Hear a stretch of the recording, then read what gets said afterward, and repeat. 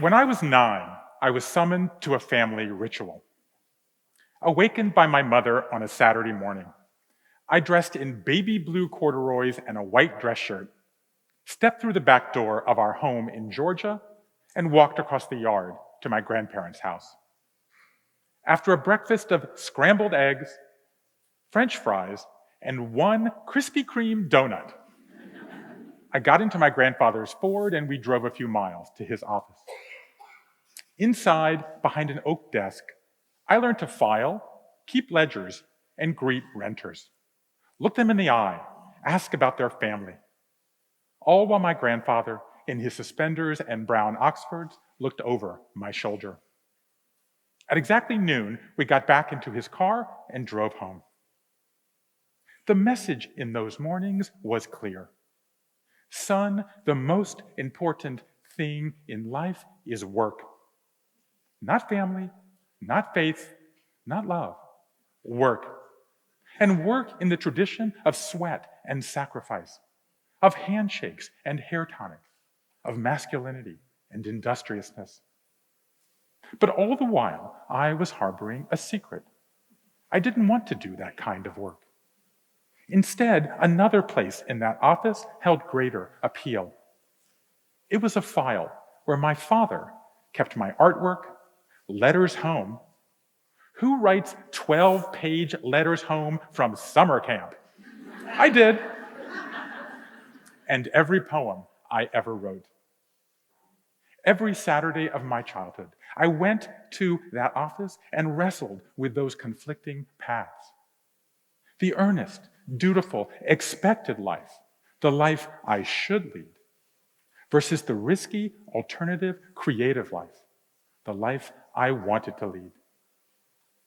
But just as my string of Saturdays came to an end, weeks before my high school graduation, I received a chilling warning. My grandfather, soon after learning he had a chronic illness, took a pistol and shot himself. It was as if he said, if I cannot work, I cannot live. And to me, the shock of that moment was that all those boxes I was raised to check became a crypt I was determined to avoid. 3 months later, I boarded a train for college and vowed I would not live my life on the should train. I would live it on the want train. I would tell my story. I would find my purpose. This is the story of how I learned to do that, and how you can too. The last few years has seen a renaissance in storytelling. Through a combination of neuroscience and narrative psychology, we've come to understand that our brains are wired for stories. But for whatever reason, one story has been largely left out of that conversation. It's the story of how we spend much of our time and gain much of our meaning. It's the story of how we decide, not once, but over and over again, what to do with our one wild and precious life. It's the story of work. I'm a storyteller. I've spent 4 decades traveling around the world, exploring how we use stories both to pass on culture and to adapt and change culture. The last 7 years, I've collected and analyzed nearly 500 life stories of people from all ages, all walks of life, and all 50 states. These stories are stirring, nonlinear, and deeply personal. The last few years, I've focused on how we make meaning and purpose at work. And here's the number one thing I've learned. Each of us has 2 stories of work racing around in our heads. The first is what I call your work script. Script theory was invented in the 1950s and suggests we all have mental constructs that shape our lives. A restaurant script, for example, guides how we eat out. We find a table, order our food, pay the bill. No one teaches us this script. We learn it from our upbringing, our culture, our experience. The same applies to your work script. It dictates that at a certain age, you find a job, choose a career, climb the ladder. Again, no one teaches us this script. We learn it from our upbringing, our culture, our experience. The problem is that each of these ideas is grossly outdated. The word job, as we use it today, wasn't invented until the 19th century. Until then, everyone did every job: care for the farm, the children, the sick. The word career became common only a century ago, when people fled farms for cities and needed new ways to find work. The idea of the ladder, with its string of jobs, each expected to have a better salary, bigger office, higher view, is a relic of the 1950s. But the biggest problem is the most popular word in that script: should. You should do this. You should want that. You should measure success only by money. That's why I call this story the should train. All aboard. We're taking you to a place you don't even want to go. Fortunately, each of us has another story of work racing around in our heads. It's the story of what you dream of doing, of the impact you hope to have, of the purpose you wish to fulfill. It's the desire that leads numerous people every day to sit down with someone they love and say, "Honey, I'm not happy with what I'm doing, and I want to do something else." I call it your work scripture, a roiling mix of parables, promises, possibilities that each of us tries to live up to, even as we know we might fall short. It's your want train. What I've discovered from 1,500 hours of interviews is that the people who are happiest and most fulfilled at what they do don't ride the first train. They ride the second. They don't just reach for the next rung because it's expected. They uproot what they truly want to do. They don't climb, they dig. They perform what I call personal archaeology, excavating the most important part of who they are at exactly the moment they need it most. Here, based on my research, are 5 questions you can ask yourself today to help you find more meaning, purpose, and joy at work. These questions follow the oldest wisdom of how to tell a great story: who, what, where, when, how. Question number 1 is a who question. What are the upsides and downsides of work you learned from your parents? Researchers led by Roy Baumeister identified a key difference between happiness and meaning. Happiness is present-oriented. Animals can be happy. Meaning is about stitching together past, present, and future. Only humans can do that. The primary tool for making meaning is telling stories. And all stories have a backstory. The first step to finding fulfilling work today is to identify the legacy of work you learned from the most important who in your life: your parents. Did they teach you that work was about expressing yourself, working for yourself, giving yourself to others? Or did they teach you that work was about suffering, obligation, status? I've asked this question of countless people who love what they do. 2/3 say the primary upside they learned from their parents is the value of hard work. The top 3 downsides: overwork, strain on the family, unhappiness. The takeaway is vivid. We're still prepared to work hard, but not at the expense of life, family, and personal fulfillment. This question comes first because it's a reminder we don't write our work stories on a blank slate. Your family skeletons already haunt you. You'll make better decisions if you bring them into the light. Number 2, who were your childhood role models and what did you admire about them?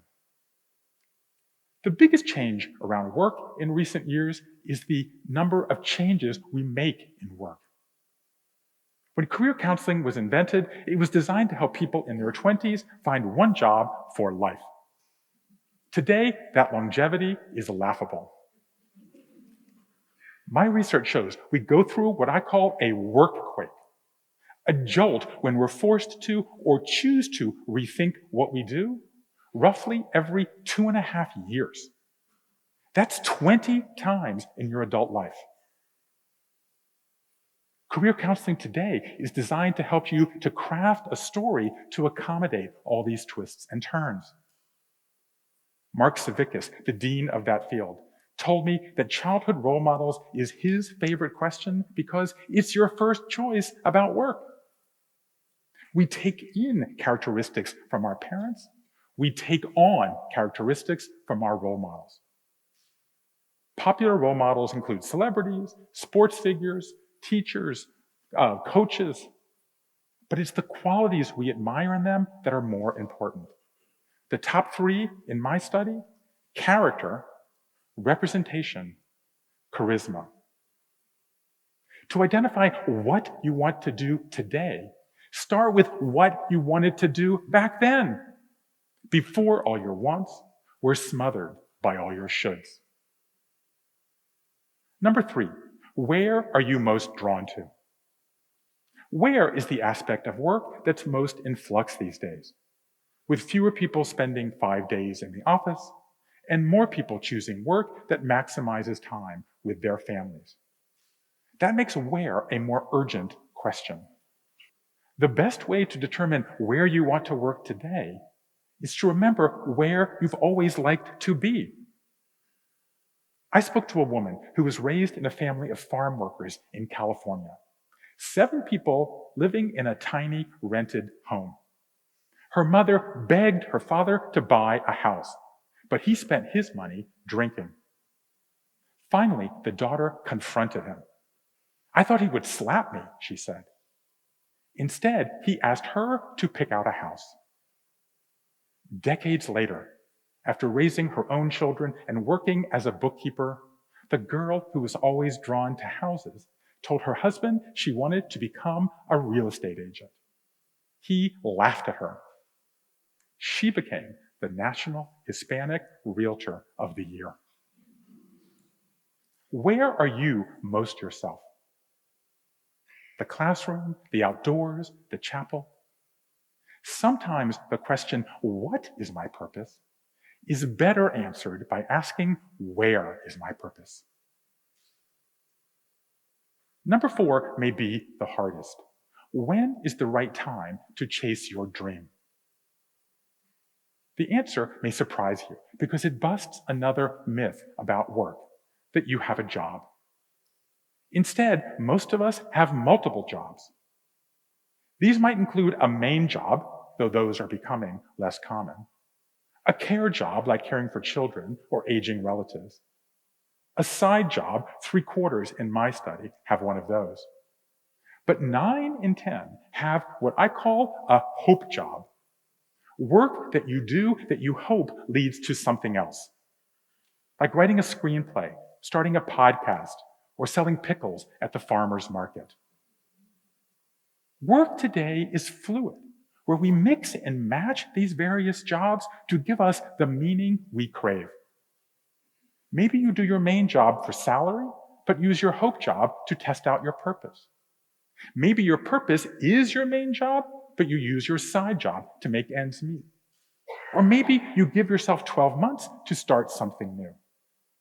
The point is, in today's non-linear work life, where you go through a workquake every 2.5 years, no decision is forever.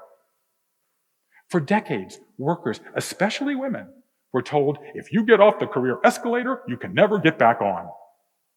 Few ideas have squandered more human potential. You can get off and on any escalator you want for whatever reason you want, to raise your family, serve your country, or simply make a fresh start. Which leads to my favorite question, number 5. What is your toothache? In Hans Christian Andersen's final fairy tale, Auntie Toothache, a young boy has a way with words. "You'll make a great poet someday," his auntie tells him. But he also has toothaches, And one night, in a delirious dream, he's visited by Auntie Toothache, who tells him, every great poet has a great toothache. I love this idea. What's your toothache? A problem you've longed to solve? A dilemma you've longed to resolve? I spoke to a woman whose happy childhood was shattered by the death of her father. You're not allowed to grieve, she was told. She spiraled into heavy drinking and unhealthy relationships. She ran from her pain as a flight attendant and corporate executive. I was doing well, she said, but I wasn't happy. Not until stepping into her childhood bedroom and bursting into tears did she realize what she'd been running from. She started, and today still runs, a national organization to help families and children grieve. She had found her why. What is the wound you need to heal? The call you need to heed? The purpose you need to honor? A few weeks ago, I took my mom to visit my dad's grave. He's buried right in front of his parents. As I was brushing Spanish moss off my grandfather's tomb, I had a feeling I hadn't experienced in the 40 years since he died. I always felt anger toward him for upstaging my graduation. I felt shame. But on this morning, I felt a glimmer of gratitude. In the midst of his pain and ours, he actually gave me a gift. The willingness to risk pain in pursuit of my dreams. The confidence to step off the safety of the should train. The courage to step on the possibility of the want train. Years ago, the Harlem-born artist and quilt maker Faith Ringgold was complaining to a friend that luminaries like Toni Morrison and Maya Angelou never told her story. Write your own darn story, her friend said. And Ringgold did, in some of the most meaningful, purposeful works of art of her time that today hang in the great museums of the world. Write your own darn story. If not you, who? If not now, when? Thank you.